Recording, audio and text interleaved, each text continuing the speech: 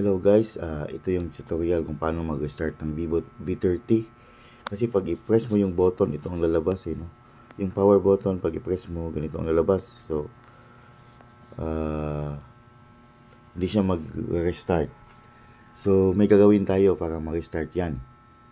So, may sikreto eh. So, una, punta tayo sa settings. And then, punta tayo sa sana yun. Ito, shortcuts and accessibility. Click mo yan.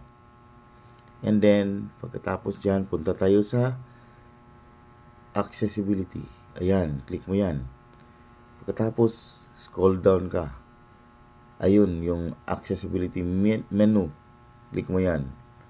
Tapos itong sa gilid, itong naka-off siya eh. So, dapat i-on yan. Yan, naka-on na. Allow.